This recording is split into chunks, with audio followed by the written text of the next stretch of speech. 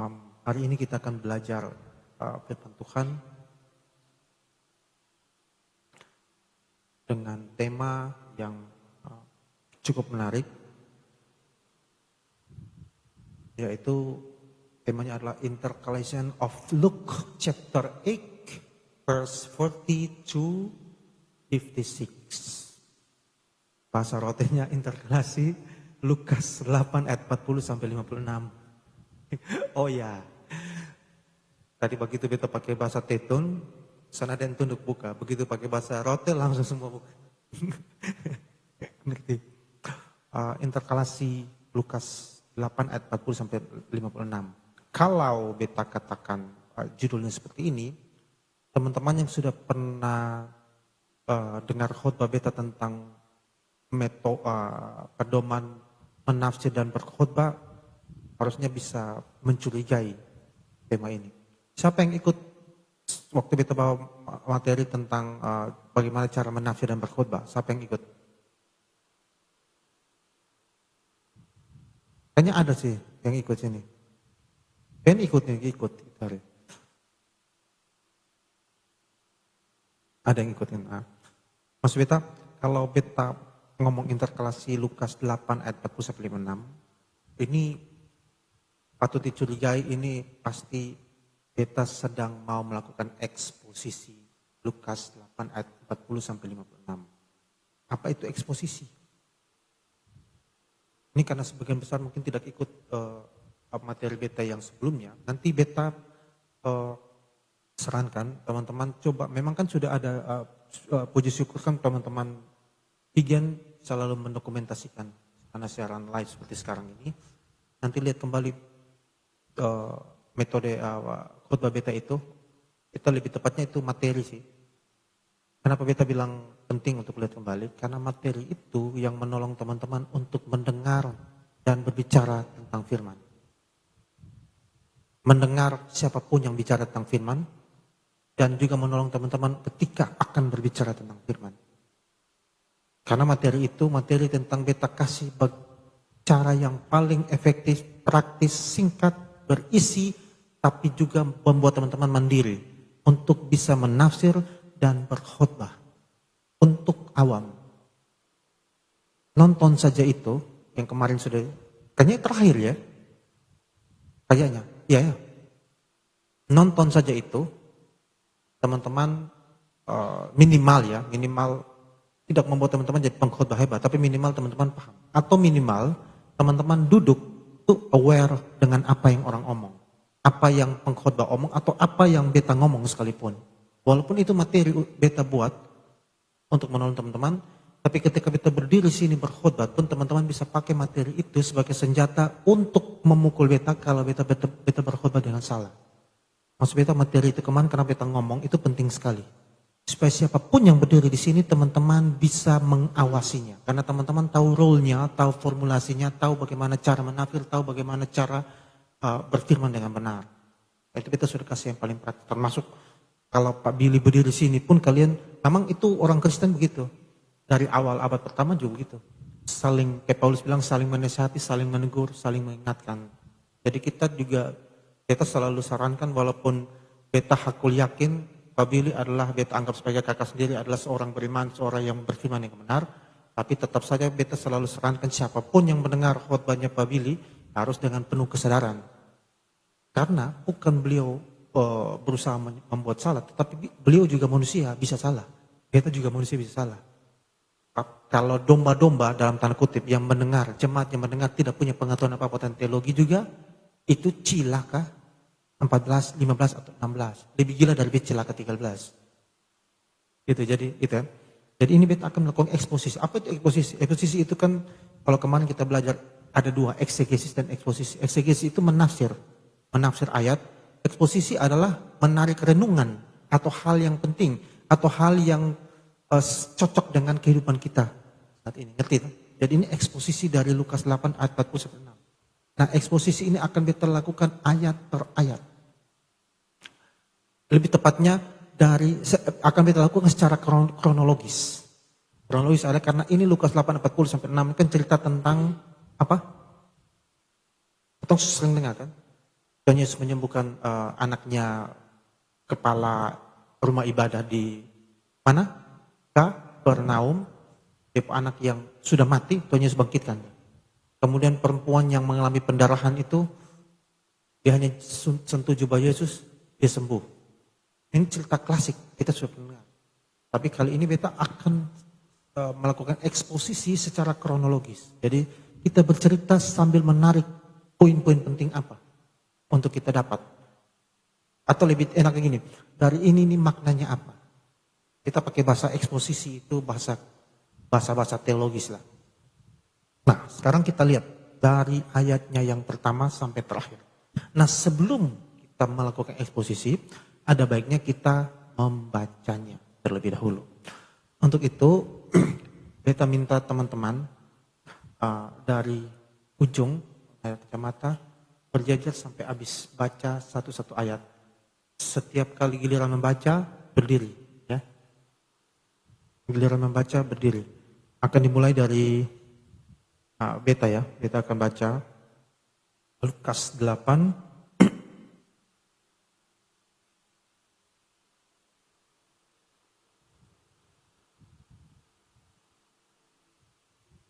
ayat 40 sampai 50. Oh ya, intercalation ini, interkalasi itu artinya ada dua insiden dalam satu konteks, ada dua kasus dalam satu cerita besar. Atau ada satu sisipan kasus, ada satu case sisipan dalam satu cerita besar. Ini cerita ini kan sebenarnya umumnya cerita tentang Yesus menyembuhkan anaknya kepala rumah ibadah, Jairus. Tetapi di sisa itu ada sisipan. Ada sisipan kisah yaitu Yesus menyembuhkan perempuan pendarahan itu. Makanya beta sebut temanya intercalation. Interkalasi. Oke, dari ayat yang pertama dengan perikop Yesus membangkitkan anak Yairus dan menyembuhkan seorang perempuan yang sakit pendarahan. Ayat 40, ketika Yesus kembali orang banyak menyambut dia sebab mereka semua menantikan dia. Ayat 41 lanjut. Oh pakai mic saya supaya kan nanti dibagikan mic. Ayat yang ke-41, maka datanglah seorang yang bernama Yairus. Ia adalah kepala rumah ibadat. Sambil tersungkur di depan kaki Yesus, ia memohon kepadanya supaya Yesus datang ke rumahnya. Karena anaknya perempuan yang satu-satunya yang berumur kira-kira 12 tahun hampir mati. Dalam perjalanan ke situ Yesus didesak-desak orang banyak. Adalah seorang perempuan yang sudah 12 tahun menderita pendarahan dan yang tidak berhasil disembuhkan oleh siapapun. Lalu kata Yesus, Ia maju mendekati Yesus dari belakang dan menjamah jubahnya dan seketika itu juga berhentilah pendarahannya. Lalu kata Yesus, siapa yang menjamah aku? Dan karena tidak ada yang mengakuinya, berkatalah Petrus, Guru, orang banyak mengerumuni dan mendesak engkau. Tetapi Yesus berkata, ada seorang yang menjamah aku sebab aku merasa ada kuasa keluar dari diriku. Ketika perempuan itu melihat bahwa perbuatannya itu ketahuan, ia datang dengan gemetar, tersungkur di depannya, dan menceritakan kepada orang banyak apa sebabnya ia menjamah dia, dan bahwa ia seketika itu juga menjadi sembuh. Maka katanya kepada perempuan itu, hai anakku, imanmu telah menyelamatkan engkau, pergilah dengan selamat. Ketika Yesus masih berbicara, datanglah seorang dari keluarga kepala rumah ibadat itu dan berkata, anakmu sudah mati, jangan lagi engkau menyusah-nyusahkan guru. Tetapi Yesus mendengarnya dan berkata kepada Yairus, jangan takut, percaya saja dan anakmu akan selamat. Tetapi Yesus mendengar dan berkata kepada Yairus, janganlah takut, percaya saja. Setibanya di rumah Yairus, Yesus tidak memperbolehkan seorang pun ikut masuk dengan dia, kecuali Petrus, Yohanes, dan Yakobus, dan anak itu serta ibunya.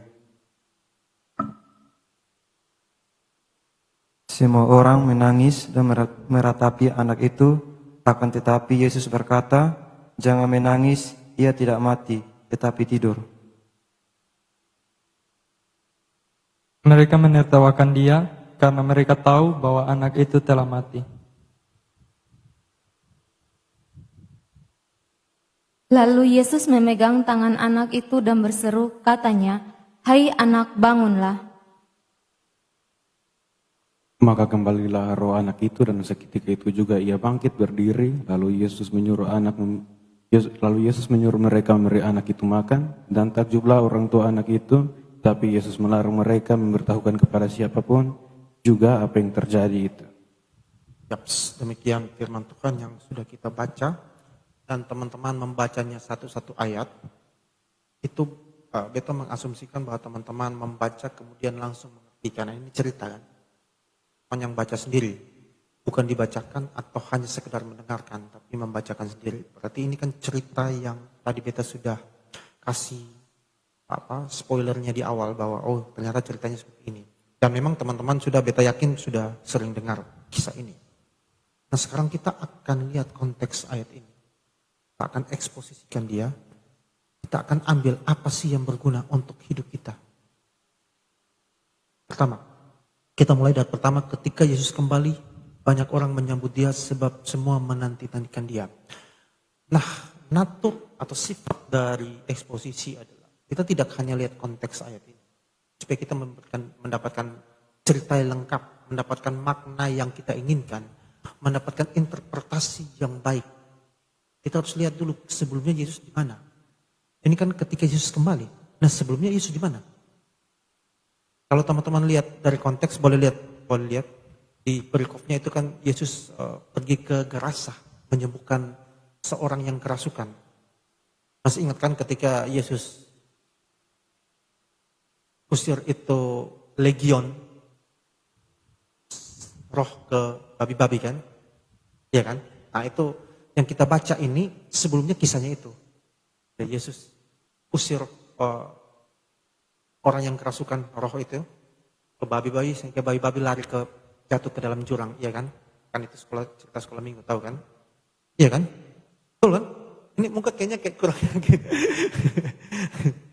Gitu. Maksudnya jangan sampai beta terlalu pede bahwa teman-teman sudah paham, tapi beta yakin paham ya. Ini memang cerita yang kita tahu kan. Nah, itu kan di Danau Galilea.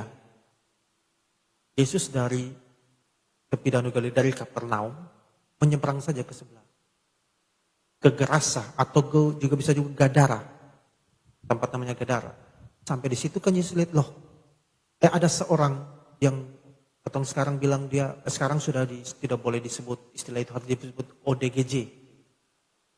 Tapi itu kerasukan. Kalau ini kerasukan. Tapi mungkin sekarang kita akan bilang dia ODGJ. Tapi ya sebenarnya itu yang ini kerasukan. Tapi dalam definisi tertentu ODGJ ini berbeda dengan kerasukan sebenarnya. Secara kalau kita melihat secara definitif berbeda. Tapi kita pakai itu saja untuk mempermudah kita. Jadi itu kerasukan, dia datang, dia kenal siapa Yesus, dia ketakutan. Dia tanya ngapain ke sini, macam. Jadi Yesus usir dia. Dia bilang jangan buang beta, masuk beta saya di babi-babi itu.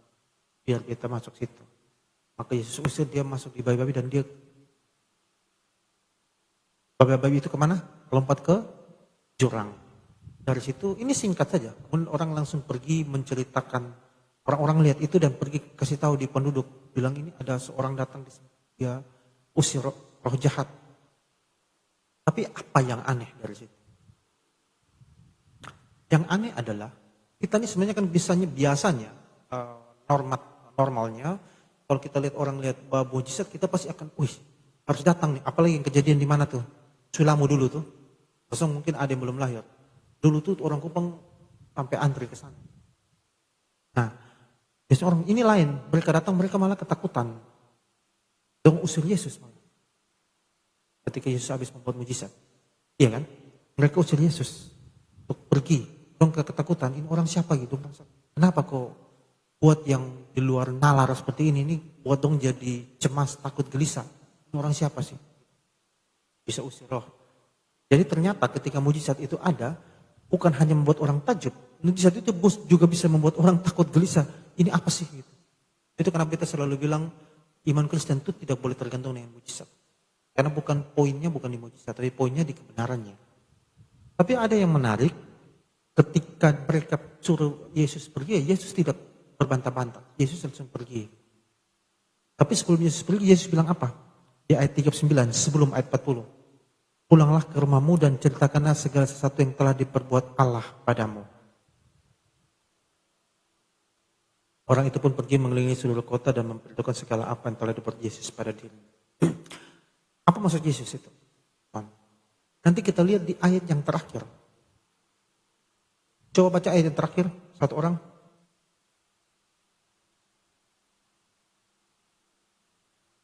Ayat yang ke-56.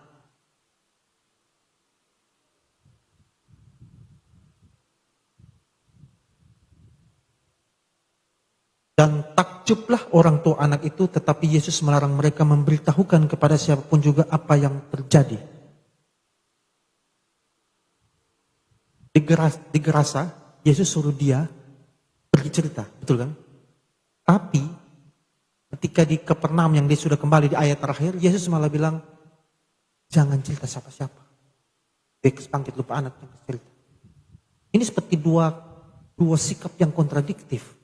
Sama seperti beta baru habis sembuhkan orang kerasukan, beta bilang sudah, dicerita sudah ini. Apa yang beta lakukan pada lo? Kemudian di belakang beta sana beta kasih bangkit. Yesus kasih bangkit orang anak perempuan yang mati itu, terus dia bilang jangan cerita siapa-siapa. Aneh tidak? Ya aneh kan? Membuat dua mujizat, sama-sama mujizat itu. Satu mengusir setan, roh jahat, satu membangkitkan, itu mujizat. Tapi satu disuruh cerita, satu tidak disuruh cerita. Nah, yang pertama ingat. Kenapa Yesus suruh cerita di Gerasa? Waktu mereka bertolak ke Gerasa, Yesus tidak sempat tidak sempat mengajar. Betul tidak kan? Kalau beta menduga, kalau saja orang tidak usir, ya Yesus memang tujuan utama bukan mujizat, tujuan utama dia Allah mengajarkan firman kan? Bertolak ke sana tuh pengen ajar firman. Tapi memang naik ketemu dengan legion ini yang dia harus usir. Ketika diusir malah penduduk tolak dia, suruh dia pulang.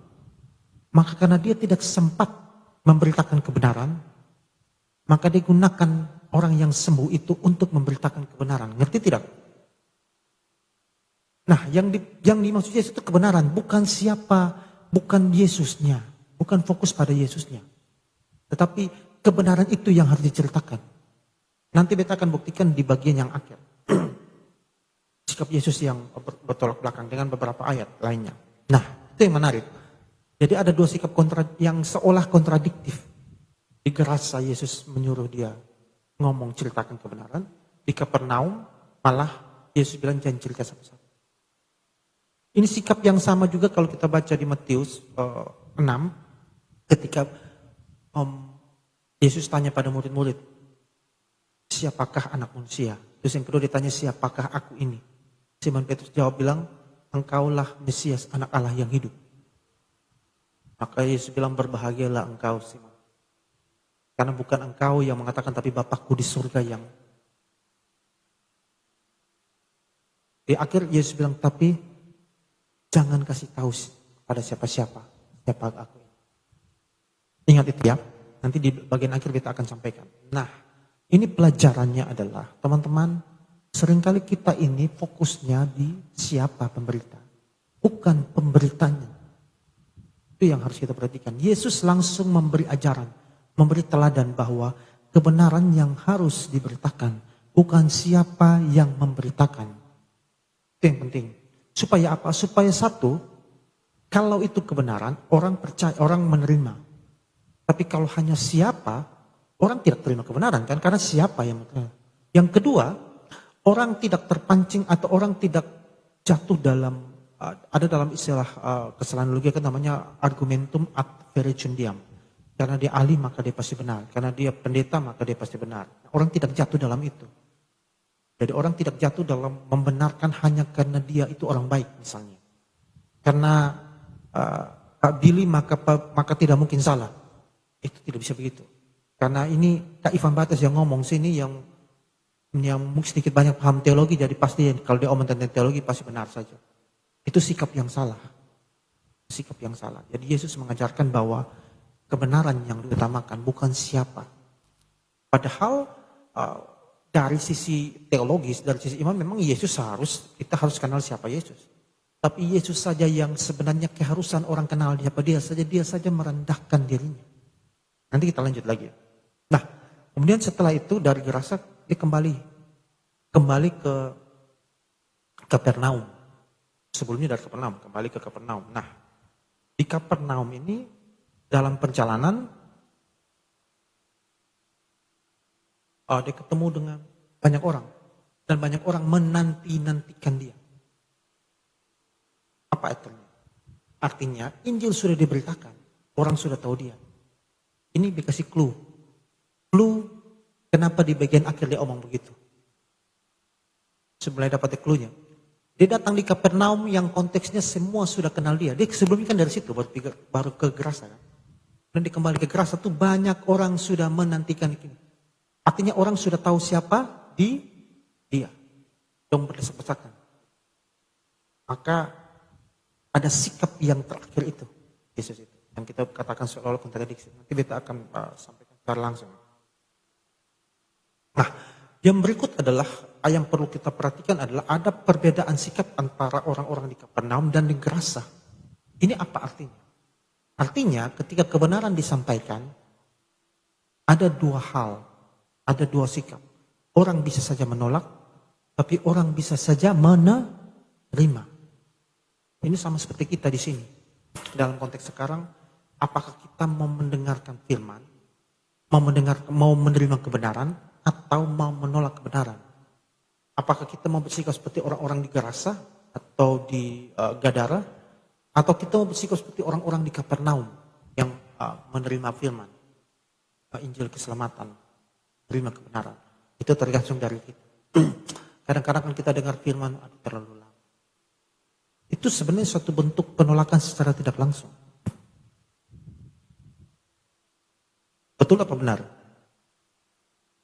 Nah, sebenarnya menolak firman ini bukan persoalan hanya menolak dalam artian seperti misalnya orang beriman, beda iman yang kita tidak mau terima Yesus. Bukan sekedar itu saja. Tapi juga kita orang Kristen malas ke gereja. Sampai di gereja juga hanya sekedar ya mengantuk-mengantuk. Dengar firman pemalas, karena malas dengar firman maka main HP. Itu juga satu bentuk penolakan kebenaran secara tidak langsung. Itu yang ya, penting untuk kita perhatikan. Nah, ketika Yesus sampai di Kapernaum, teman-teman, kita lanjutkan ceritanya. Kemudian tersungkurlah kepala rumah ibadah di Yairus itu. Bayangkan, Yairus itu kepala rumah ibadah di Kapernaum. Dari sisi struktural, dia itu punya orang yang penguasa, punya jabatan. Di saat itu kan kalau kepala rumah ibadah itu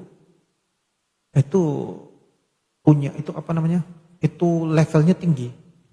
Lalu siapa Yesus? Ya sekarang kita kenal Yesus Tuhan dan Juru Selamat. Tapi waktu itu kalau kita diajak kembali ke 2000 tahun yang lalu, Yesus waktu itu bukan siapa-siapa.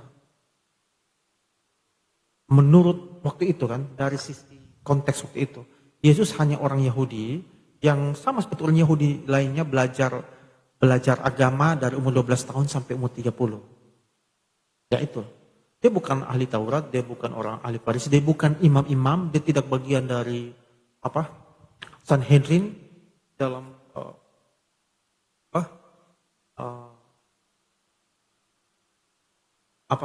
dalam tradisi orang Yahudi yang tua-tua pemuka agama itu. Bukan, Yesus tidak bagian dari itu sama sekali. Jadi dianggap orang biasa. Tapi kepala rumah ibadah malah jatuh tersungkur dan merendahkan dirinya untuk memohon pada Yesus untuk anaknya disembuhkan, anaknya yang hampir mati. Kalau di Markus, ini kan cerita ada di Markus dan juga Matius. Kalau di Markus atau Matius ya, kalau di Markus itu dikatakan sudah mati. Kalau di Matius, ya ada di 2 kitab mengatakan hampir mati. 1 kitab saja katakan sudah mati. Di Matius yang bilang sudah mati kalau tidak salah. Markus dengan Lukas mengatakan hampir mati. Nah itu. Nah kalau kita perhatikan nampaknya yang benar itu hampir mati. Bukan sudah mati. Hanya masalah pencatatan ketika Matius mencatatnya dalam kisah yang dia catat itu yaitu yang sudah mati. Jadi ini hanya masalah siapa mencatat dari angle mana, bukan itu cerita yang kontradiksi seperti biasa dituduhkannya.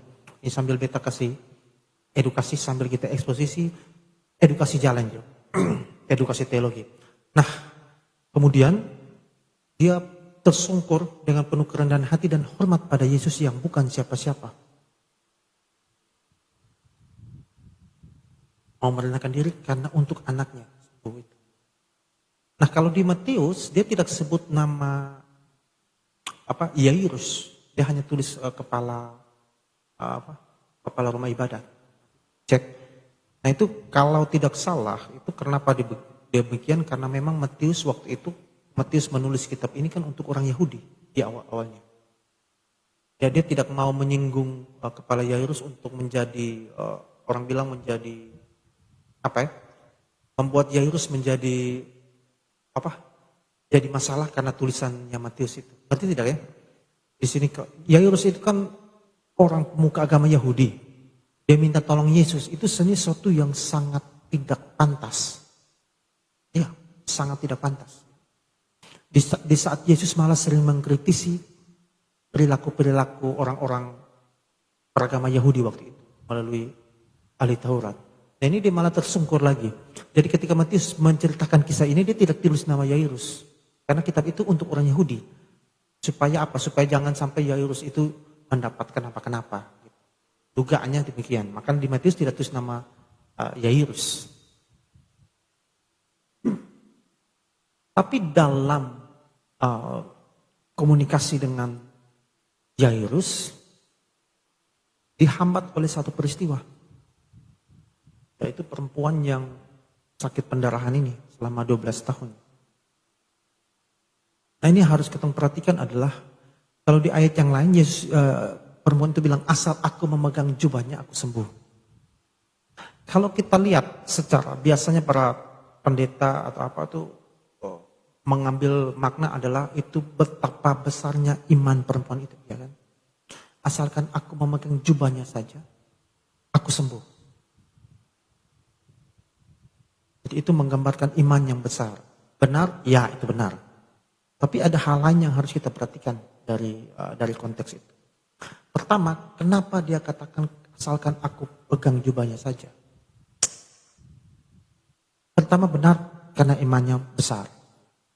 Imannya besar. Tapi kedua ada konteks di balik itu. Nah teman-teman, beta sudah pernah katakan di sini dulu bahwa salah satu tradisi Yahudi itu tradisi kalau ada hal-hal yang paling najis. Nah, sakit perempuan ini sakit pendarahan. Pendarahan ini adalah sakit, mohon maaf, sakit perempuan ini. Perempuan punya sakit. Tapi itu terus menerus selama 12 tahun. Nah, pendarahan ini terjadi terus menerus selama 12 tahun. Sedangkan sakit jenis ini dalam tradisi Yahudi itu adalah sesuatu yang najis. Sesuatu yang najis. Sesuatu yang tidak boleh. Kan bahkan dalam tradisi Yahudi waktu itu perempuan dalam keadaan datang bulan, dia bahkan tidak boleh keluar rumah, tidak boleh bersentuhan dengan siapapun. Kalau orang sempat bersentuhan itu orang harus cuci tangan sekian banyak kali menurut aturan-aturan tradisi orang Yahudi waktu itu. Nah itu betapa najisnya itu. Mereka tidak boleh datang ke bait Allah, tidak boleh keluar kalau lagi datang bulan. Itu suatu kenajisan. Dari orang Yahudi itu minimal ada 2 kondisi. Kondisi fisik pertama ketika perempuan mengalami datang bulan. Yang kedua mayat, orang mati. Makanya pada cerita Orang Samaria tidak menolong orang yang sekarat. Karena juga itu adalah latar belakang. Takut kalau orang itu sudah mati. Kalau sudah mati, itu najis juga memegang mayat. Itu juga tradisinya orang Yahudi seperti itu. Nah sekarang kita lihat ini kondisinya adalah dia sakit pendarahan. Itu kenapa dia takut dan malu. Karena takut dan malu, konteks ini, maka dia dengan imannya bilang, asalkan aku pegang jubahnya saja. Kondisi ini kan tidak berbeda sekali dengan kondisi lainnya ketika Yesus buat mujizat menyembuhkan orang kan. Rata-rata semua datang, Tuhanku, aku sakit ini, aku sudah ini, aku ini. Iya kan, benar kan? Cuma dia tidak datang dan Tuhan beta pendarahan, tidak. Itu suatu yang tidak mungkin dia lakukan di depan umum. Karena dari tradisi itu suatu yang najis. Jangankan dia ngomong, dia ada di situ saja berdesak-desakan dengan orang saja sudah tidak boleh. Bayangkan ada berapa banyak orang yang berdesak-desakan dengan itu, mereka harus mandi berapa kali. Karena sudah sentuh dia itu. Itu tradisi. Dan itu dia tahu persis dengan penuh kesadaran, dia tahu persis itu. Makanya dia diam-diam. Mendapatkan sakit 12 tahun yang sudah buat dia malu dan dia harus diam. Tapi dalam iman dia bilang asal pegang jubah saja, terus sembuh. Dan benar. Pegang jubah, tepatnya jumbai Yesus. Coba kakak, ada kok bisa terhubung internet ke jumbai. Jumbai itu jubah. Jubah ini dia ada tali yang panjang. Orang ketong bilang apa ya di sini ya? Ada tali. Kalau di biasa di gorden itu ada tali, itu jumbai. Jadi orang Yahudi itu, apalagi orang-orang ahli Taurat itu kalau pakai jubah besar-besar, jumbainya ada jumbainya panjang-panjang. Yesus pernah mengkritik tuh orang ahli Taurat yang celaka kalau orang yang menggunakan jumbai panjang-panjang, lebih panjang dari biasanya gitu. Itu karena mau menunjukkan mereka punya kesalehan, kemunafikan itu dalam kesalehan yang semu itu. Jadi jumbai itu dia semacam benang tambahan gitu, 1, 2 gitu. Itu perempuan itu di sini beta ada sih dia punya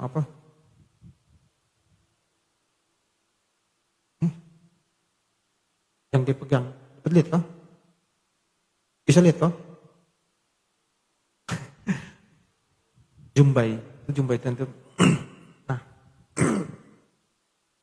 perempuan itu memegang jumbai Yesus dan saat sembuh.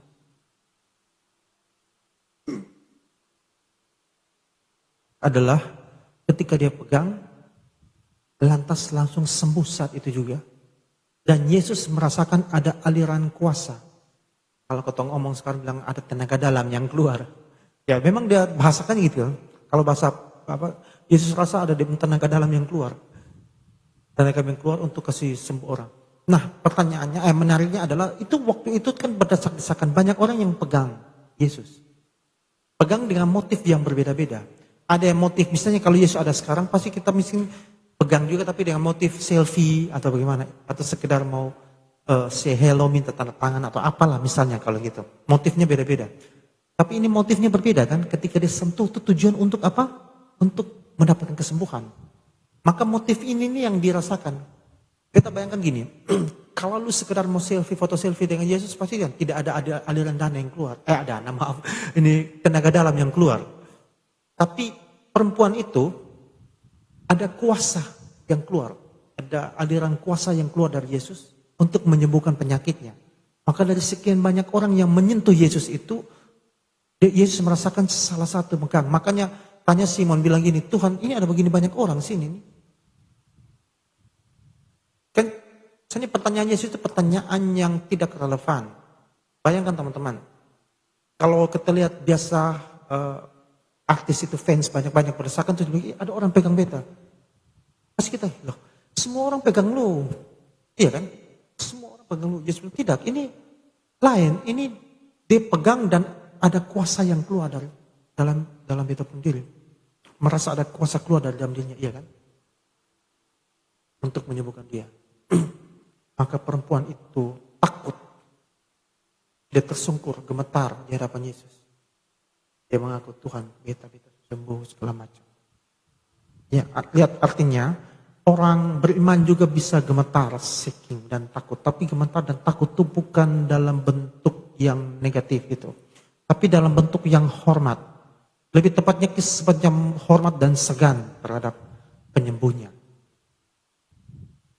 Jadi gemetar itu bukan karena ketakutan, tapi gemetar itu karena sukacita. Bayangkan dia sembuh saat itu juga 12 tahun. Tetapi dia juga ada rasa ketakutan ketika Yesus tanya, mungkin dia sempat merasa, aja sampai kita dapat marah, kayak gitu. Sepertinya begitu. Jadi bilang, Tuhan ini beta yang. Jadi Yesus bilang apa? Hai anakku, imanmu telah menyelamatkan engkau, pergilah dengan selamat. Ya yang ini di Markus. Nah itu yang penting untuk kita perhatikan bahwa iman kita sangat menentukan sikap kita seperti apa. Kalau orang mengaku dia beriman tapi sikapnya tidak mengabarkan mulutnya, itu juga patut kita ragukan. Makanya Yakobus bilang iman tanpa perbuatan adalah mati. Yakobus tidak katakan selamat karena iman dan perbuatan, tidak. Yakobus katakan iman tanpa perbuatan adalah mati. Itu konteksnya dua berbeda. Yakobus maupun Paulus tetap sepakat selamat hanya karena iman. Tapi konteks waktu Yakobus waktu itu, orang Kristen waktu itu mengaku di mulut percaya Yesus, tapi perbuatan, makanya dia sindir. Iman tanpa perbuatan adalah mati. Sebenarnya kasarnya Yakobus mau bilang, kosong, ini bukan orang beriman. Itu intermezzo. Nah, kembali kita kepada perempuan yang sakit ini. Dia pegang jumbai Yesus dan sembuh. Kalau jumbai Yesus itu dalam bahasa Yunaninya kaspedon. Bahasa Ibraninya tsit-tsit. Kita kurang tahu bacanya mana. Dia tulisnya tesit-sit. Sit-sit. Nah, setelah kejadian itu orang berbondong-bondong untuk memegang jubah Yesus. Makanya itu ada tradisi itu supaya sembuh. Setelah kejadian itu di Genesaret di mana-mana mereka berusaha memegang jubah Yesus supaya sembuh.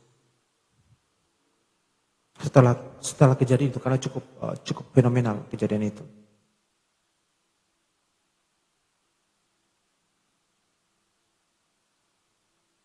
Oke, kita lanjut. Nah, dari kejadian perempuan Yairus itu, baru Yesus kembali lagi konsen ke Yairus. Tapi begitu konsen dengan Yairus, ada seorang datang bilang apa di ayat 49 Lukas?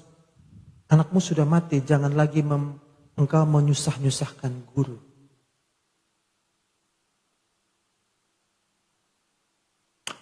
Jadi bayangkan teman-teman, ketong tahu tabib yang ajaib, ketong anak sekarat, ketong tahu tabib yang ajaib, dan ketong punya harapan untuk itu. Dengan iman Yairus pun pergi untuk meminta kesembuhan anaknya. Tapi sampai di sana, orang datang ke sekarat bilang, lupa anak mati. Itu dia punya rasa itu kemana? Ini kecuali ketong sana tahu obat. Tetapi tidak masalah, iya kan? Ini tahu ada obatnya nih, hanya karena terlambat sedikit. Anaknya mati. Terlambat karena apa? Ya karena Yesus masih urus perempuan pendarahan itu. Kalau saja Yesus tidak urus perempuan yang pendarahan, pasti dia ketemu anak itu, bukan pasti, kemungkinan besar dia ketemu anak itu belum mati kan? Masih hampir mati saja dan dia sembuhkan. Tetapi karena Yesus masih harus terkendala dalam tanda kutip menyembuhkan perempuan itu, akhirnya waktunya terhambat untuk pergi ke rumah Yairus dan anak itu mati. Apa pelajaran yang diambil dari sini? Kadang-kadang kita terlalu cepat kecewa dengan penyertaan Tuhan. Karena kita hanya melihat dari sisi kita. Ini dalam kurung, kalau kita tulis kita di dalam kurung manusia. Manusia ini terlalu sering melihat sudut pandang kita saja. Tapi tidak naik seperti Raja Wali tinggi untuk melihat sudut pandang Tuhan. Untuk melihat apa sih yang Tuhan ingin rencanakan dalam hidup saya, dalam hidup beta.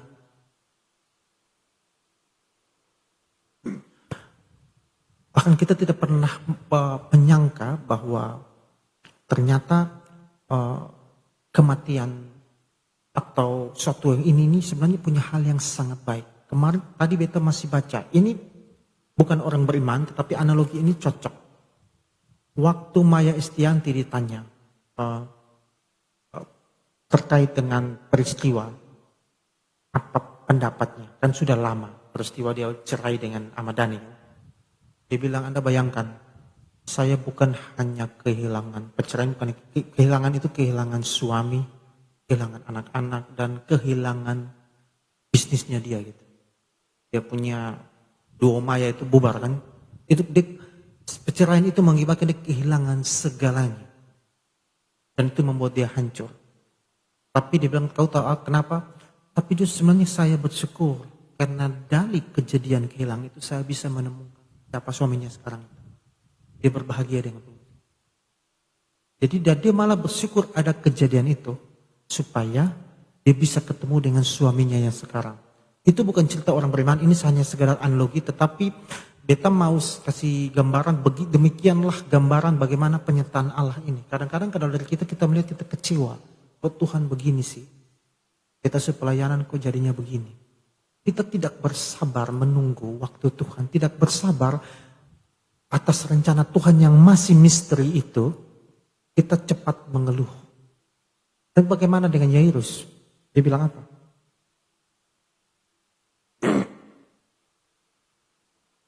Yairus hanya lihat Yesus. Yesus bilang, jangan takut, percaya saja anakmu akan selamat. Artinya apa?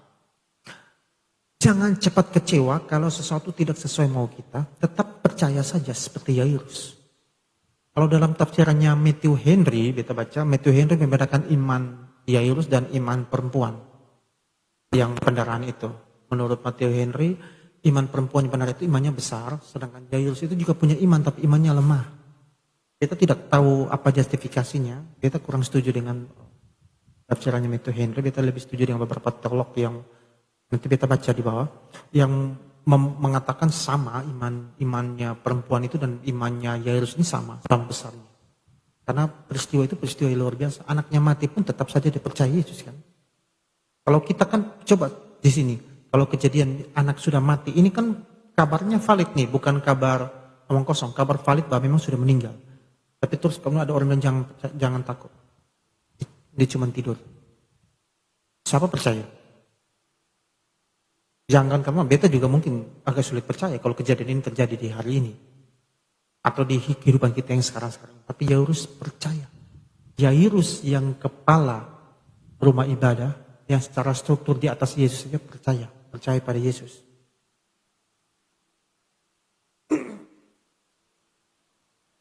Nah ini yang kita katakan hubungan antara dua cerita ini sebenarnya punya hubungan. Yang dipakai interkalasi antara perempuan pendarahan dan anak Yairus itu punya dua hubungan cerita yang kuat secara teologis. Setidaknya kita sudah dapat maknanya bahwa kita jangan lantas cepat kecewa dengan apa yang terjadi. Kita coba baca tafsiran beberapa teolog yang kita katakan tidak setuju dengan Matthew Henry tadi. John Dunhu dan Daniel Harrington dikatakan ini. Peristiwa ini menunjukkan bahwa iman percaya khususnya yang dimiliki oleh perempuan yang mengalami pendarahan itu dapat muncul dalam keadaan yang tampaknya tanpa harapan. Kombinasi cerita ini merupakan intercalation. Makanya judulnya dari satu insiden dimasukkan ke insiden lainnya dengan membandingkan seorang perempuan tua yang sakit 12 tahun dengan anak perempuan Yairus yang berusia kurang lebih 12 tahun juga. Kebetulan yang entah kenapa sama-sama 12. Nah kalau Michael Caine dia bilang, ada hubungan antara Yairus dan perempuan yang mengalami pendarahan itu. Penghubung antara keduanya adalah iman. Karena baik Yairus maupun perempuan itu mengalami pendarahan menunjukkan iman percaya yang besar terhadap Yesus. Lebih jelaslah Walford dan Sack bilang begini. Apa yang tampak merupakan penundaan, ya kan? Harusnya tolong anak Yairus tertunda dengan menolong perempuan itu. Apa yang nampaknya penundaan dari kacamata manusia, kecewaan, apa yang nampaknya menimbulkan kecewa, berakibat fatal untuk anak Yairus kan. Karena terlambat, karena masih tertunda, akhirnya anak Yairus sudah mati. Sewaktu menyembuhkan perempuan yang mengalami pendarahan itu sebenarnya menjamin kebangkitan anak perempuan Yairus dari kematian. Ngerti tidak? memang itu adalah rancangan ilahi. Rancangan ilahi yang memang sengaja untuk dibuat untuk menguji dan menguatkan iman kita. Kalau waktu itu anak Yairus itu hanya sakit hampir mati saja, kemudian disembuhkan, itu bukan suatu yang cerita yang luar biasa. Karena sekarang juga ada banyak dokter menolong orang yang hampir mati, iya kan? Dan sembuh. Dan kejadian kasus itu juga bukan satu kali. Banyak untuk zaman sekarang. Ada orang yang hampir mati dan sembuh. Entah sembuh sendiri, entah bagaimanapun, atau oleh pertolongan dokter dan medis. Supaya ini menjadi nyata, adalah kemuliaan Tuhan, maka memang harus dihambat dengan kejadian perempuan itu supaya apa? Anak Yairus biarlah mati. Supaya kebenaran itu nyata. Supaya Yesus pergi membangkitkan, bukan menyembuhkan orang sakit, tapi membangkitkan orang mati. Ngerti tidak? Jadi kekecewaan yang kita terima ketika mendapati rencana tidak sesuai apa yang kita ingin, tidak sesuai rencana, itu sebenarnya hanya bentuk penundaan. Ini berlaku untuk orang-orang beriman ya, teman-teman. Kalau orang tidak beriman, kalau mendapatkan kekecewaan bisa jadi itu hukuman. Tapi untuk orang beriman ketika kekecewaan dan kekecewaan, bisa jadi ada hal luar biasa yang lebih dahsyat lagi Tuhan sediakan untuk kita.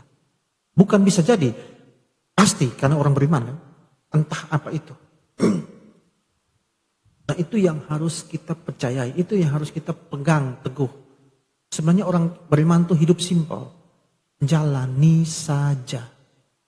Dia mau jatuh bangun pun sudah pasti di ujung itu baik. Tidak mungkin tidak. Belum pernah ada cerita dari Adam dan Hawa sampai sekarang orang beriman punya bad ending atau sad ending. Tidak ada. Semua selalu happy ending. Happy ending yang paling umum ya semua pasti selamat di Firdaus bersama dengan Yesus.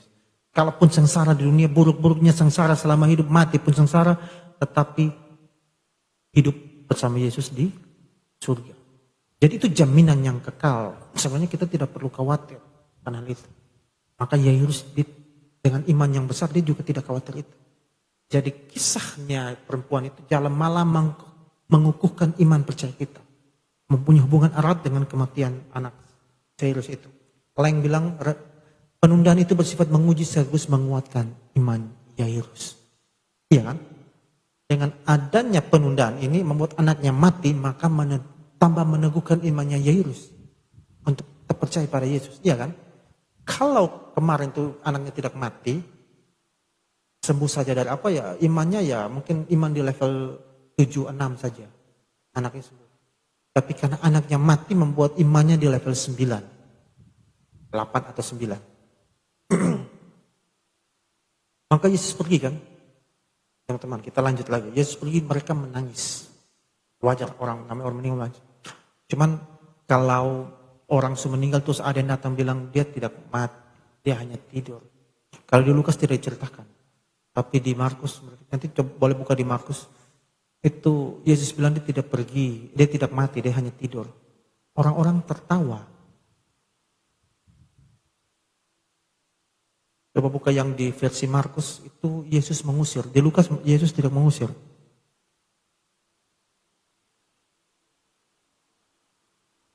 Mereka tertawa, Yesus mengusir mereka. Yang boleh masuk untuk lihat ke dalam hanya beberapa murid dan orang tua anak tersebut masuk ke dalam. Ini artinya apa? Ketika kebenaran diberitakan, tadi ada kalanya kita tertawakan. Ada banyak orang mencemooh kebenaran. Kita mau kasih tahu teman-teman, kebenaran yang paling tidak masuk akal, yang paling lucu, yang pantas ditertawakan, itu adalah kebenaran orang Kristen. Itu pantas ditertawakan dalam tanda kutip. Karena kebenaran yang sama sekali tidak sesuai dengan nalar manusia pada umumnya. Semua agama menceritakan imannya secara heroik, secara kesatria.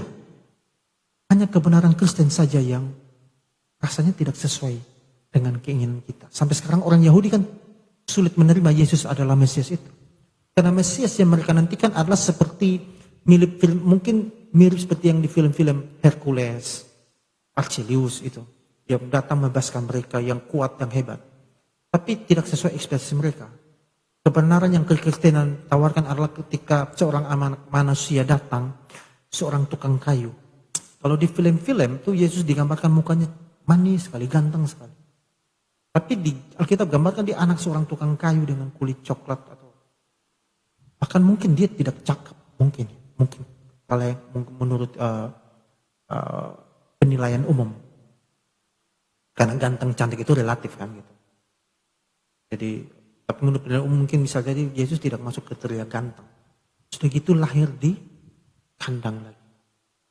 Itu di luar ekspektasi kita. Itu kebenaran yang sebenarnya patut ditertawakan. Sudah begitu, lahir lagi, mati di salib, mati dengan keadaan yang paling hina. Kan salib itu adalah hukuman paling hina waktu itu. Dengan telanjang yang paling hina. Jadi kebenaran apa sih yang bisa dibanggakan dari cerita seperti itu? Kalau kita ngomong secara umum, tidak ada sebenarnya. Jadi memang kadang kebenaran Kristen itu, kebenaran dalam iman kita ketika kita sampaikan memang bisa jadi bahan lelucon, orang bisa tertawakan, orang bisa cemooh. Tapi suka tidak suka, teman-teman harus yakin bahwa kebenaran tetap kebenaran disajikan dengan cara apapun. Ngerti kan? Kebenaran tetaplah kebenaran walau langit runtuh. Kebenaran tetaplah kebenaran walau dunia menertawakannya. Demikianlah yang terjadi ketika Yesus katakan, ini Tuhan yang bilang Yesus. Anak itu tidur, dong ketawa. Tapi apa yang terjadi dengan orang-orang tertawa? Yesus mengusir. Ini bentuk penolakan Allah bagi orang-orang yang tidak beriman. Pada saatnya nanti kita akan bersama-sama di Taman Firdaus. Tapi orang-orang yang tertawa pencemooh itu akan diusir dan dibuang. Ini gambaran yang jelas. Yang masuk ke dalam oleh melihat kesembuhan itu hanya beberapa murid dan orang tua, Yairus dan istrinya. Sedangkan begitu banyak orang disuruh pergi. Berarti sedikit sekali ya yang dipanggilnya. Setelah kita bilang banyak yang dipanggil tapi sedikit yang diterima. Kita mau jadi bagian yang sedikit atau mau jadi bagian yang banyak? Kalau untuk hidup di dunia paling aman jadi bagian yang banyak. Karena itu kita akan hidup lebih tenang. Pikir kuliah saja, pikir itu kita tidak akan ditertawakan, tidak akan dicemooh. Tapi sudah pasti tidak ada jaminan kekekalan. Tapi kalau mau ikut dengan kelompok yang kecil, sudah pasti. Itu Alkitab bilang, pikul lakuk, sudah pasti hidup sengsara, menderita, dan dicemooh, ditertawakan. Karena kita membawa kebenaran yang tidak lazim, kebenaran yang di luar nalar, kebenaran yang tidak biasa, kebenaran yang diceritakan di semua agama, itu kebenaran yang sangat heroik, itu kebenaran yang sangat enak didengar. Itu cocok dengan film-film Hollywood, film-film kisah Marvel sama superhero, cocok sekali kan? Kan ada di agama sebelah nabi mereka yang jago berperang kan, menangkan semua perang, itu kan sangat heroik.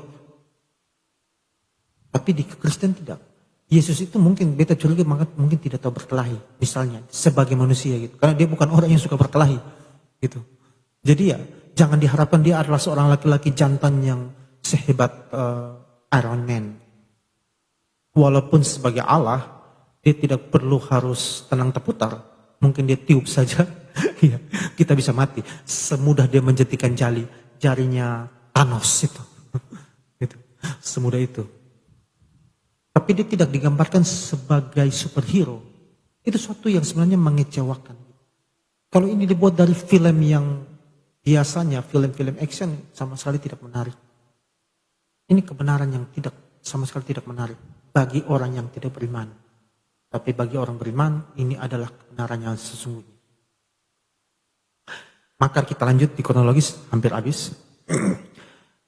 Yesus pergi dan lihat anak. Yesus bilang apa? Talitakum. Talitakum itu bahasa Aramaik. Hai anak, bangunlah. Hai anak, bangkitlah. Kalau di Lukas dia tidak bilang talitakum, di Markus dia ngomong talitakum. Kalau teman-teman tahu ada di Pasir Panjang ada gereja Talitakumi. Nah itu. dari ini. Talitakum itu artinya hai anak bangunlah, hai anak bangkitlah. Jadi ini seperti apa? Kalau orang ngomong, kalau film-film penyiar bilang ini mantra untuk kasih bangkit. Kayak gitulah. Talitakum. Maka anak itu bangkit. Anak itu bangkit. Roh itu sudah pergi. Jadi dia sudah mati. Lihat baca. Maka kembalilah roh anak itu ketika juga ia bangkit berdiri. Artinya anak itu memang benar-benar sudah mati. Orang kalau mati berarti jiwa dan rohnya sudah pergi. Itu jasad. Tapi karena Yesus adalah Allah yang berkuasa, dia bukan saja manusia yang benar-benar manusia, tapi dia juga Allah yang benar-benar Allah. Dia punya kuasa untuk menghidupkan orang mati. Maka jasad itu pun dia panggil rohnya kembali. Ini juga sekaligus membuktikan pada kita bahwa manusia bukan makhluk yang fana. Teman-teman. Kalau Allah kekal, kita juga kekal.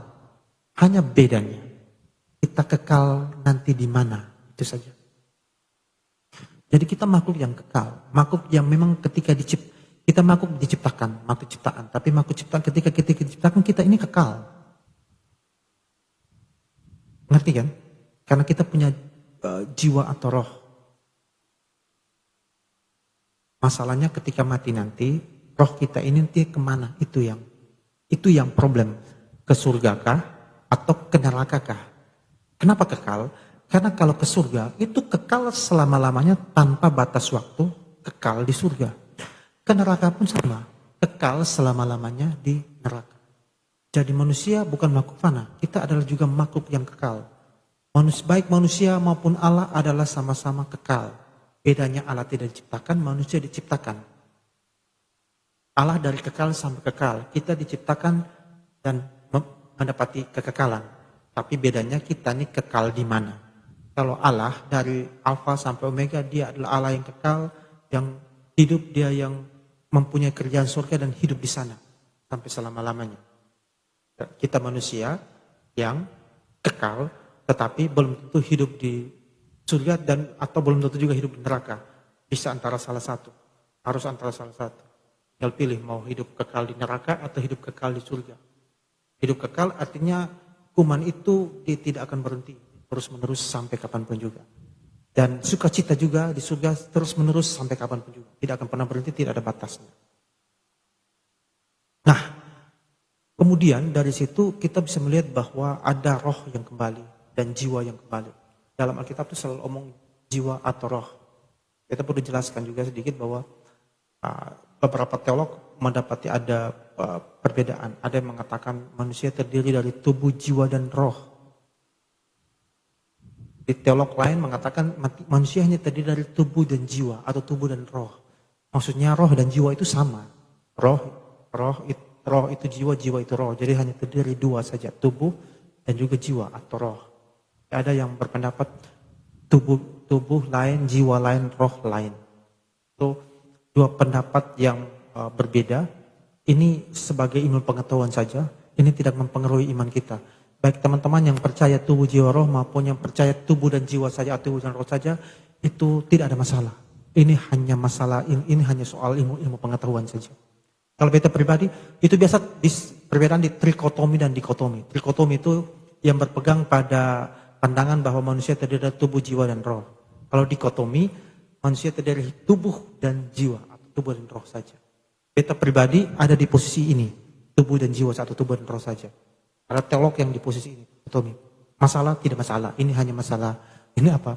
Intelektual, tidak ada hubungan dengan dosa apalagi iman, tidak. Ini hanya hubungan intelektual. Jadi untuk kita boleh belajar untuk memperkaya kasanah pengetahuan kita saja. Tapi ini adalah materi yang berat, iya. Nanti kapan-kapan mau bahas boleh, bahas bersama. Kita juga sudah merasa pantas untuk bahas itu. Tapi mau bahas boleh, tapi itu tidak mempengaruhi iman kita. Itu hanya untuk tambahan pengetahuan saja. Itu kita kasih edukasi. Kemudian paling terakhir, Yesus melarang untuk menceritakan kepada siapapun apa yang terjadi waktu itu.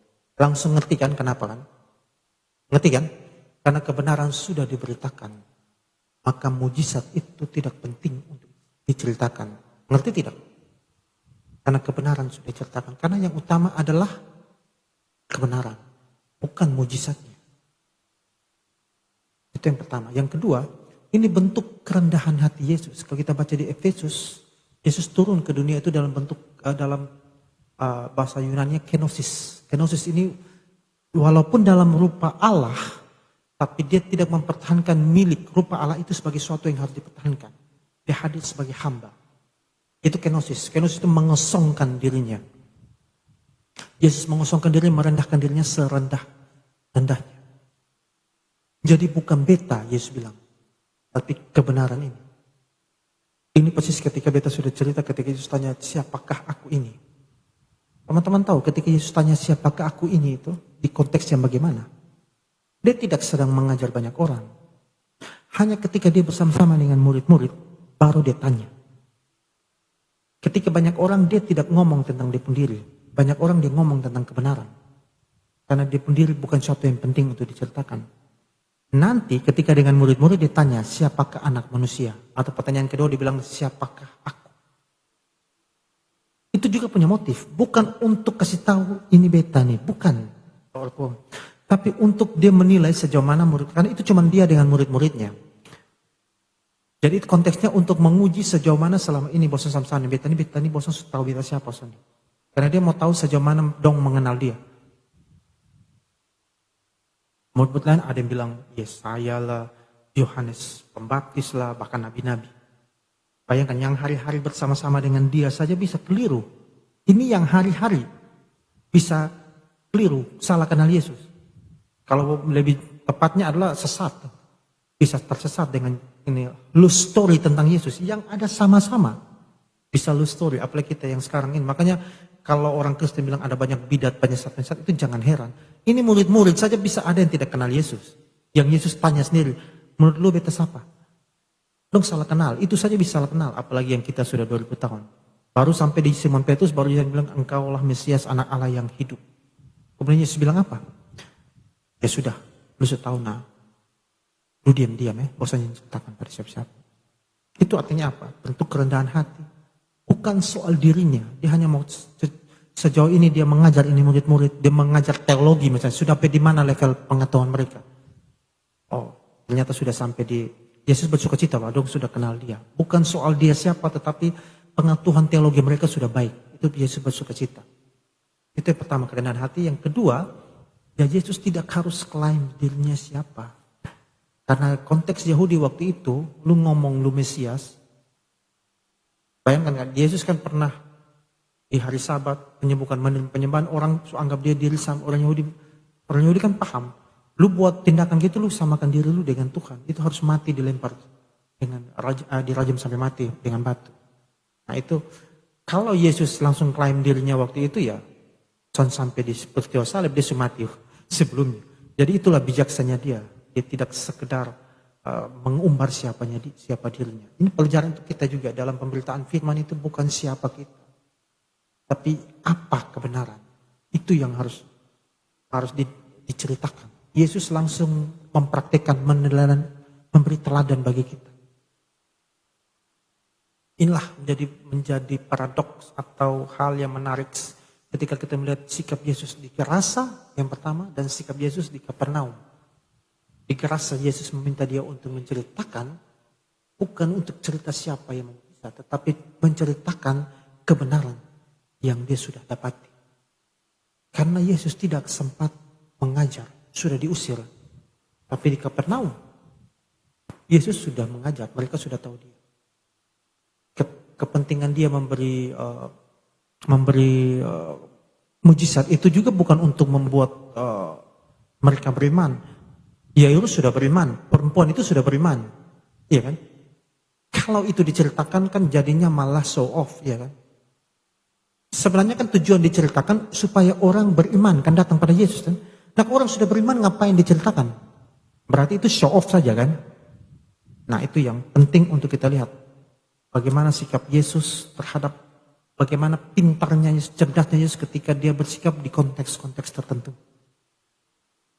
Nah itulah teman-teman demikian eksposisi dari Lukas 8 ayat